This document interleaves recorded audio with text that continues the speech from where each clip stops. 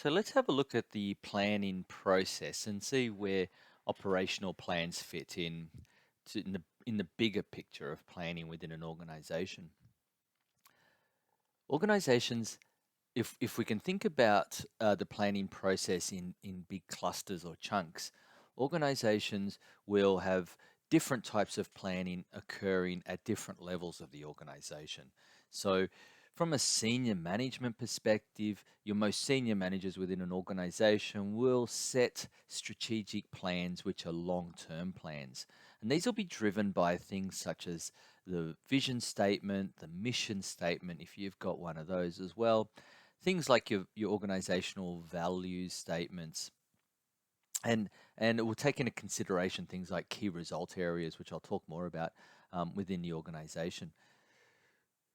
Senior management will look at the horizon, see where the business needs to be. We'll pick a spot on that horizon and say, this is where we believe the organization needs to be sustainable in the future. So if your vision as an organization is to be the, the most recognized or preferred choice of a goods or service in your area or in the region or Australia wide, that might be something that you might be that might be articulated in a vision statement. Senior management will sit down and say, okay, well, what do we need to do long term to get there? And it might take into consideration um, things like capital that we have, technology that we use, the people that we have in our organization. And they set long term goals, which are generally speaking 3 to 5 years. Traditionally, they're 5 years. Contemporarily, they're around about 3 years because just the landscape changes so quickly these days. It's it can be problematic to think beyond that period, depending on the nature of the type of work you do and how stable it is. But it's not uncommon for organizations to set 3 year strategic goals and plans, and and then that's signed off by senior management. The next level of management will then take those goals and break them down into their respective areas. So if you've got like um, a, a divisional manager who's responsible for a particular part of the business, they will take those strategic goals and initiatives and they'll break them down into what's traditionally been called tactical plans. And they're more mid-range type plans, and they'll go from 1 to 3 years in a traditional sense, and it'll focus more on a specific part of the business. So if, let's say, the strategic goal is about uh, um, getting our IT, IT infrastructure to be future ready, then if I'm the divisional manager for a particular part, let's say I'm the divisional manager in finance, then my responsibility with that strategic initiative is about working to ensure that the investment dollars, the capital is available to drive that. So that might mean things depending on the nature of our business, but it might mean things such as putting together business proposals that need to go up to the board for approval.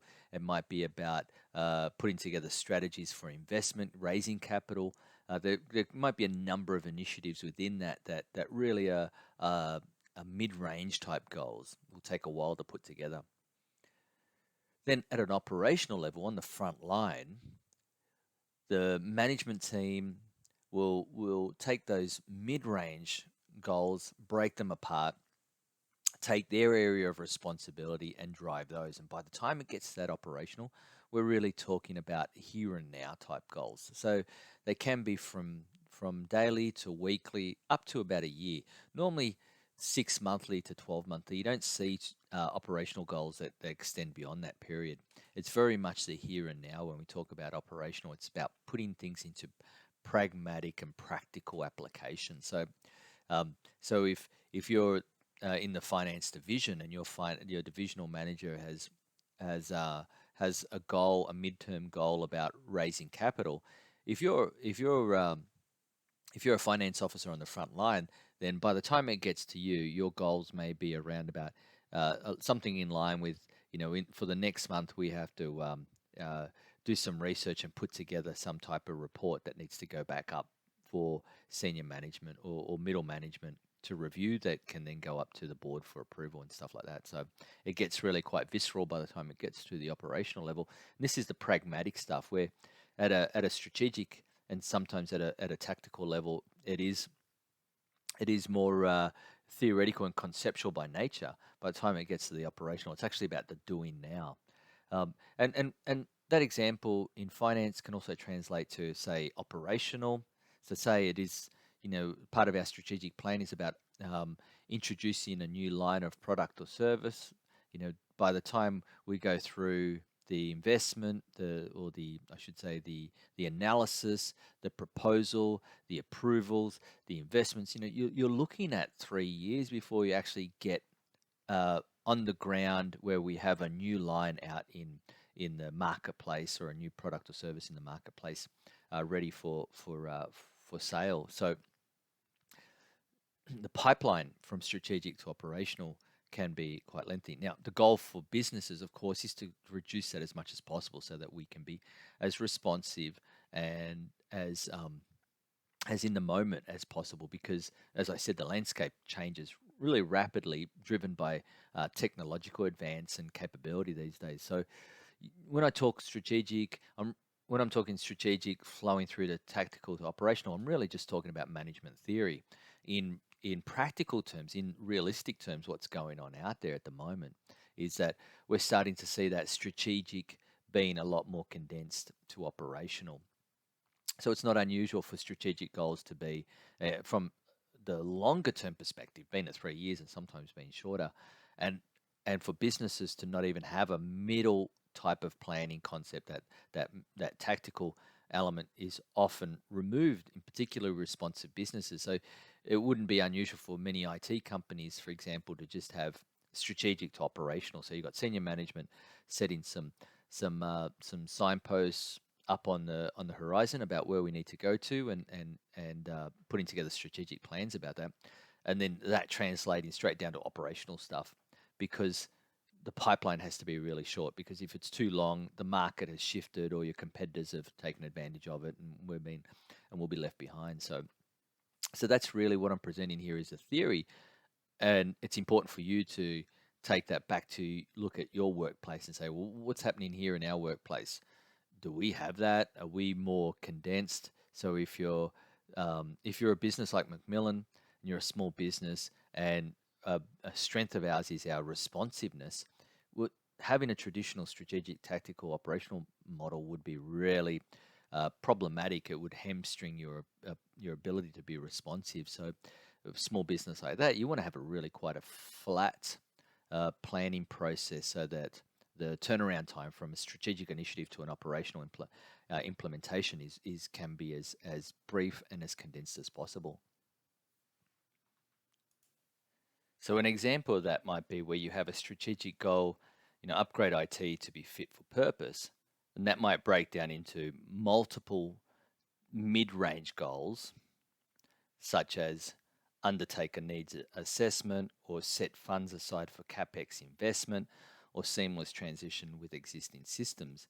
But each of those will then be broken down into more pragmatic, more in the moment operational type of goals. So engage consultants to undertake assessment is a right here, right now type of activity. Present business case for approval, as in operational goal 1.2 is another one, and operational goal 1.3, go to tender to find suitable suppliers. So in this example, you can see how a business takes a strategic goal, breaks it down into like a cluster that needs to be completed, which in this case we're calling a tactical goal, which is a midterm goal, and then that gets broken down into an operational goal, which is very much in the here and now. And I just wanted to pause to talk a little bit about the other thing that I mentioned in the slides a couple of slides ago, which is this idea of key result areas. So KRAs, or key result areas, or CSFs, which are critical success factors. Not language that is used so much these days, but the concepts are still really important, and I want to break it down because especially from an organizational perspective. These are great tools in having cohesion within the organization. So a large organization can often have uh, people working at multiple levels of the organization. And one of the challenges from an organization, from a senior management perspective, one of the challenges that you have is, how do I get everyone working cohesively? How do we, how can we get the sum of total parts rather than individuals working within the organization? That is, really taking advantage of the synergy. One of the ways that an organization can do this really well is by having set success factors or key result areas that span across the organization as important elements of what we do. So, regardless of whether you're the most senior manager or the most junior staff member, these things are important for you. So, for example, in this slide, some examples that I've used, the key result area or the CSF can be things like profitability, service levels, safety, or innovation. Pardon me. And these things will change depending on what the nature of your business is, what the strategic direction of your business is. Your business might be going through a transition phase, so you'll have stuff in there such as innovation, or it might be in a consolidating phase, which will be about more focused on people and profitability. So often these critical success factors or key result areas will change depending on where the business is at in its cycle. Um, so regardless of whether you're the senior manager or you're the most junior staff member, profitability is going to be important. Service is going to be important. Safety is going to be important. Innovation is going to be important. The key question though is, what does that look like if I'm a senior manager versus to what does that look like if I'm a junior? And this is where KPIs or key performance indicators come into play. So for example, in that right-handed diagram, if you're the CEO and you're looking at the area of profitability as a critical success factor or key result area, your KPI might be your total return on investment to the shareholders or the owners. Return on investment, for those of you who aren't aware, that's how much money you make back for every dollar, basically. So for every dollar that gets put into the business, what return do you get on that? So as a CEO, the most senior person within the organization, that might be your KPI for the year. You've got a budget or some set target of return on investment, and that's how they're going to measure whether your performance has been successful in that key result area or success factor. But as the most junior staff member, I can't control return on investment because I don't control the marketing strategy. I don't control the way that we use our capital. I don't control a lot of big picture stuff. So what am I responsible for? Well, within my scope of responsibilities can be things such as um, how much waste I can create in my role. And that might be about, if it's a food service business, it might be about how much food products gets wasted, how many of the ingredients get thrown in the bin. If it's more of a customer service type role, it might be around things like starting and ending times so that no waste is created. So the business isn't paying for time that I'm not there. So my KPI as a staff member might be about making sure that I start and end my shifts on time, that I'm at my workstation by a particular time and clock off at a particular time when I finish the day. So the key performance indicator can be tailored to be specific to what's within the scope of responsibility for the individual. So within that profitability, the divisional manager, their KPI is around profit for the division, the regional manager's around about profit for the region. It's all working within their scope of responsibility. And you can see the same thing in terms of translating those KPIs in the KRA of safety, where again, just looking at what's within the scope of the individual.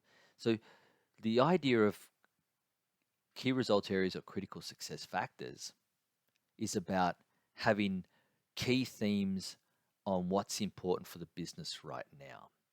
And that helps the business to structure up a, uh, I suppose, a focus channel or channels of focus so that everybody energy and efforts are going in the one direction.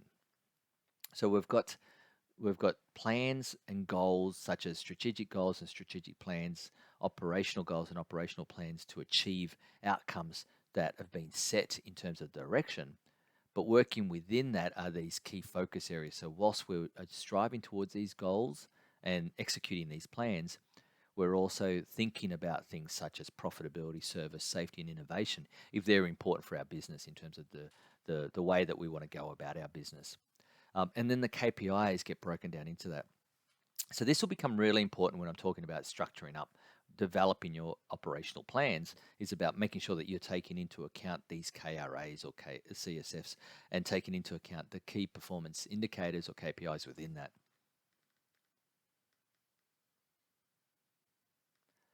So when we think about everything I've just been talking about, you've got this strategic initiative that gets strategic initiatives, I should say, they get broken down into objectives or those big those high level goals. They then get broken down into these operational plans, or you identify the actions that need to be required, uh, uh, need to be actioned, I should say.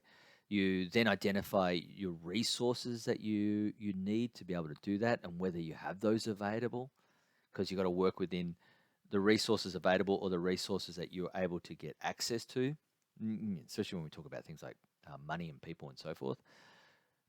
You define your performance indicators within that, and then how you assess whether they've been achieved or not. You strive towards those outcomes, and then you look at continuous improvement, which is another topic in the leadership and management qualifications. And these all work around our core values and our vision and mission statements, if we have those, and codes of conduct and anything else that we have in there, which is um, about how the culture within our organization and how we go about doing business. And influencing on that, external influences can be things such as what's happening in the marketplace, what's happening with legislation, things that are occurring outside of our organization. Internal influences can be things that are happening internally. So it might be, if you're a public company, it might be things like what's happening with our shares, the price of our shares, investors, whether they're jumping on board or jumping off. It can be things such as our capability, resource capability, our infrastructure, whether it's new or dated. It can be in terms of our people and so forth. So we should be also doing environmental scans around that as well. And those environmental scans is really about the landscape in which we are operating, and how that has an influence in our business.